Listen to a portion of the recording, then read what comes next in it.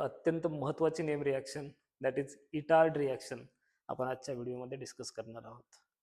Video शेवटपर्यंत बघा, कारण इटार्ड रिॲक्शन समजावून झाल्याच्या नंतर व्हिडिओच्या शेवटी तुम्हाला एक अशी गोल्डन स्टेटमेंट, एक अशी ट्रिक, अशी हिंट देणार आहे की जेणेकरून ही रिॲक्शन, कोणती रिॲक्शन, इटार्ड रिॲक्शन तुमच्या फक्त मेंदूत नाही, तुमच्या हृदयात नाही, तर तुमच्या आतड्यात, फेफड्यात, बरगड्यात, जबड्यात सगळीकडे बसणार आहे. त्यामुळं व्हिडिओ शेवटपर्यंत बघा. रिॲक्शन काय पहा, तर इटार्ड रिॲक्शनची कंडिशन काय, की तुमच्याकडे टोलिन आहे, म्हणजेच मिथाइल बेन्झिन आहे. त्या टोलिन मिथाइल बेन्झिन पासून तुम्हाला बेन्झाल्डिहाइड तयार करायचा आहे. ठीक आहे. रिएजंट काय वापरतो आपण, CrO2Cl2, ज्याला आपण प्रेमानं क्रोमाइल क्लोराइड असं म्हणतो. तर स्टार्टिंग मटेरियल किंवा सबस्ट्रेट तुमच्याकडे टोलिन, प्रोडक्ट आहे तुमचा बेन्झाल्डिहाइड, त्यानंतर रिएजंट आहे क्रोमाइल क्लोराइड, आणि सॉल्व्हंट कोणता वापरला आपण, CS2, that is carbon disulphide. ठीक आहे. तर ही स्टेटमेंट आहे त्याची, की क्रोमाइल क्लोराइड आपण टोलिन सोबत रिॲक्ट केला की तुम्हाला काय मिळतं, बेन्झाल्डिहाइड मिळतो. या रिॲक्शन मधला थोडासा डिफिकल्ट पार्ट, अवघड पार्ट काय, तर इंटरमिडिएट लक्षात राहत नाही. जेव्हा टोलिनची रिॲक्शन क्रोमाइल क्लोराइड सोबत आपण करतो, okay, in presence of CS2, तर असा काहीतरी इंटरमिडिएट तयार होतो. हा इंटरमिडिएट बहुतांश मुलांच्या लक्षात राहत नाही. हे जर तुम्हाला आलं तर ही रिॲक्शन तुम्हाला समजायला सोपी जाते. ठीक आहे. बघा, असं काहीतरी इंटरमिडिएट तयार होतो. त्या इंटरमिडिएट वरती परत H3O+ ची कंडिशन टाकली की त्यातून डिहायड्रेशन होतं, H2O निघून जातो आणि तुम्हाला फायनली बेन्झाल्डिहाइड मिळतो. आपण याच्यावरती काम करूयात. स्टार्टिंग सिंपल टोलिन आहे, क्रोमाइल क्लोराइड आहे, CS2 आहे, फायनल प्रोडक्ट बेन्झाल्डिहाइड आहे. सगळा खेळ आहे इथं. इसको लगा डाला तो इटार्ड झिंगा लाला, इसको लगा डालते. पुढे बघा. ठीक. इंटरमिडिएट कसा लक्षात ठेवायचा, तर इथं त्यांनी जे दिलंय असं बॉक्स बॉक्स करून आपण त्याला अजून सिम्प्लिफाय करू, ओव्हर सिम्प्लिफाय करूयात. ठीक आहे. पहा, टोलिनची ही स्ट्रक्चर आहे. टोलिन मधला जो वरचा CH3 ग्रुप आहे, त्या CH3 ग्रुप मध्ये सगळा खेळ आहे. हा बेन्झिन रिंग, ओके, कार्बन, हा वरचा जो हायड्रोजन आहे तो हायड्रोजन आपण ऍज इट इज तसंच शाबूत ठेवू. या हायड्रोजनला आपण थोडंसं काय करू, कानून से भी ज्यादा लंबा करून टाकूयात. याला सुद्धा काय केलं आपण, असंच असे पंख काढल्यासारखे आपण त्याला दोन्ही बाजूने टायटॅनिक वाल्या पोज मध्ये CH आपण एक्सटेंड करूयात. ठीक आहे. पंख मला जर असते दोन, पतंग उडवीत बसेल कोण, तर असे दोन CH केले. आता काय करायचं, दोन CH मध्ये दोन CrO2Cl2 आपण काय करायचं, इन्सर्ट करायचे. ठीक आहे. काय करायचे, दोन CrO2Cl2, हा CrO2Cl2, इथं सुद्धा तेच करायचं, CrO2Cl2. नवीन काहीच नाही केलं आपण, फक्त CrO2 ग्रुप दोन्ही CH बॉन्ड मध्ये इन्सर्ट केले. आता थोडीशी रिअरेंजमेंट करायची. इथं काय रिअरेंजमेंट करायची, तर इथले जे दोन ऑक्सिजन आहेत ना, या ऑक्सिजन मध्ये सगळा खेळ आहे.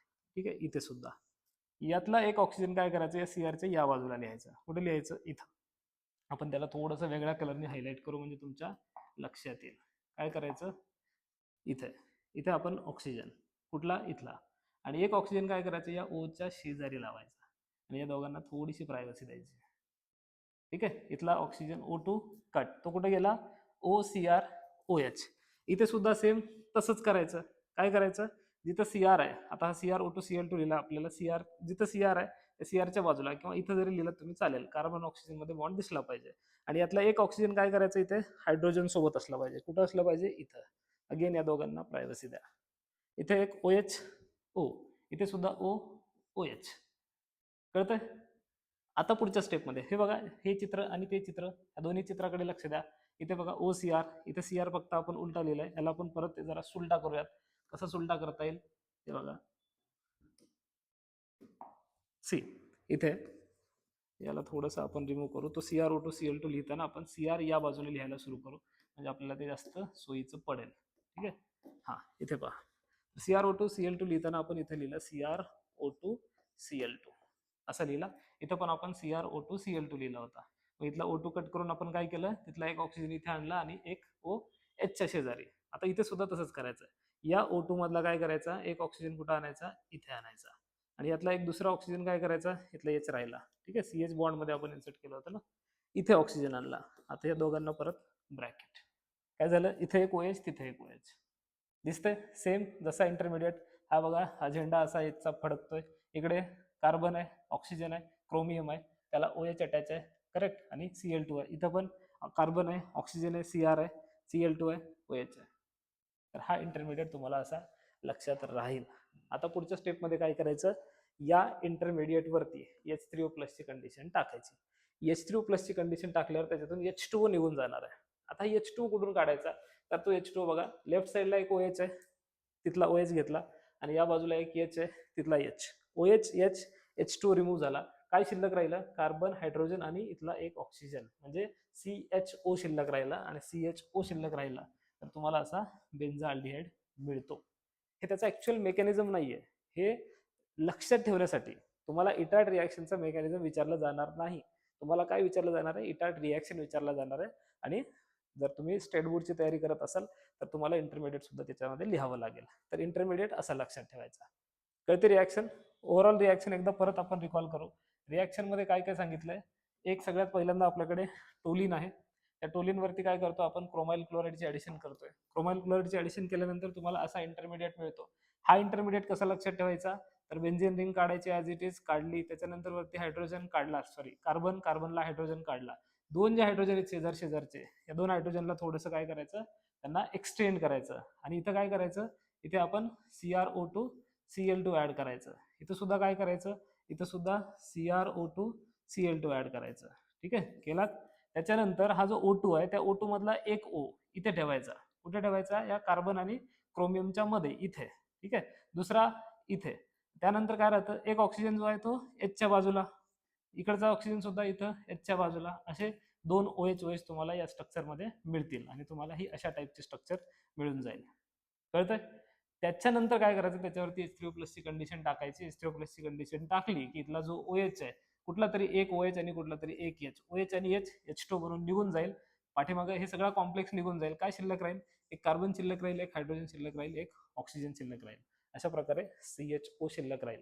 म्हणजे टोलिन पासून आपल्याला काय मिळालं, बेन्झाल्डिहाइड मिळालं. करेक्ट. ह्या रिॲक्शनला अजून अजून अजून जास्त सिम्प्लिफाईड करायचं असेल, तुम्हाला अगदी काही सेकंदामध्ये ही रिॲक्शन मेमोराईज करून ठेवायची असेल किंवा लक्षात ठेवायची असेल तर त्यासाठी एकदम स्पेशल ट्रिक आपली स्टेटमेंट. काय स्टेटमेंट आहे बघा, मी सांगतो ते लक्षात ठेवा. इटार्ड रिॲक्शन, त्याची स्पेलिंग आपल्याला माहिती आहे सगळ्यांना. इटार्ड रिॲक्शनची स्पेलिंग काय, ETAR आणि D असं लिहायचं. ETARD. मी ज्या पद्धतीने लिहिलं त्याच पद्धतीने तुम्ही सुद्धा नोटबुक मध्ये नोट करायचं. ई थोडासा सेपरेट काढायचा, मधला टी अचानक कॅपिटल काढायचा, AR असंच काढायचा आणि D. इटार्ड स्पेलिंग तीच आहे, फक्त लिहिण्याची पद्धत. हे असं का करायचं, तर त्याचं रिझन सांगतो. ह्या रिॲक्शनच्या नावामध्येच या पूर्ण रिॲक्शनचं इक्वेशन सामावलेलं आहे. कसं लक्षात ठेवायचं, इथला जो ई आहे, दिस ई स्टँड्स फॉर इटार्ड. बरोबर, ई वरनं काय लक्षात ठेवायचं, ई वरनं इटार्ड लक्षात ठेवायचं. मी म्हणाल याच्यात काय लॉजिक आहे, लॉजिक पुढं आहे. इथला जो कॅपिटल टी काढलाय, या टी वरनं काय लक्षात ठेवायचं, या टी वरनं लक्षात ठेवायचं टोलिन. काय लक्षात ठेवायचं, टोलिन. टोलिन काय, आपला रिॲक्टंट आहे. टी फॉर टोलिन म्हणजे रिॲक्शनचं नाव रिॲक्टंट. AR काय, AR फॉर ॲरोमॅटिक अल्डिहाइड. आपल्याला काय मिळतो या रिॲक्शन मध्ये प्रोडक्ट म्हणून, ॲरोमॅटिक अल्डिहाइड मिळतो. करेक्ट. ॲरोमॅटिक अल्डिहाइड म्हणजे आपल्याला इथं या AR वरनं याचा प्रोडक्ट लक्षात आला. तुम्ही म्हणाल आता डी काय, तर डी वरनं काय लक्षात ठेवायचं, डायसल्फाइड लक्षात ठेवायचं. काय लक्षात ठेवायचं, डायसल्फाइड. म्हणजे पहा, ई रिॲक्शनचं नाव आहे, टी टोलिन जो तुमचा रिॲक्टंट आहे, त्यानंतर AR हा प्रोडक्ट आहे आणि डी हा सॉल्व्हंट आहे. म्हणजे या रिॲक्शनच्या नावामध्येच, या रिॲक्शनच्या स्पेलिंग मध्ये त्यातले जे लेटर्स आहेत त्या लेटर मधून आपल्याला हिंट भेटते की ही रिॲक्शन काय. अख्खी रिॲक्शन जरी विसरली तरी तुम्हाला लक्षात राहिलं पाहिजे की ई पासून इटार्ड आहे, टी पासून टोलिन आहे, AR पासून ॲरोमॅटिक अल्डिहाइड आहे आणि डी पासून डायसल्फाइड आहे. मला वाटतं त्या रिॲक्शनच्या नावामध्ये असलेल्या लेटर पासूनची हिंट आणि त्याच्यापासून अख्ख्या रिॲक्शनचं इक्वेशन, अशी हिंट, अशी ट्रिक तुम्हाला आज तागायत कुठेच पाहायला मिळाली नसेल. फक्त रिॲक्शनच्या नावाची स्पेलिंग लक्षात ठेवा, अख्खी रिॲक्शन लक्षात राहील. कळलं. या गोष्टीसाठी सांगत असतो की केमिस्ट्री फक्त हृदयात नाही, डोक्यात नाही, आतड्यात, फेफड्यात, बरगड्यात, जवड्यात, सगळीकडे. तुम्ही विसरायचं म्हणलं तरी ही रिॲक्शन तुम्हाला विसरता येणार नाही. रिॲक्शनची कंडिशन लक्षात येते, Etard reaction, T for toluene. Correct. त्याच्यानंतर काय आपल्याला क्रोमाइल क्लोराईड टाकायचं आहे, कार्बन डायसल्फाइड आहे, त्याच्यानंतर बेन्झाल्डिहाइड तयार होणार आहे. डन.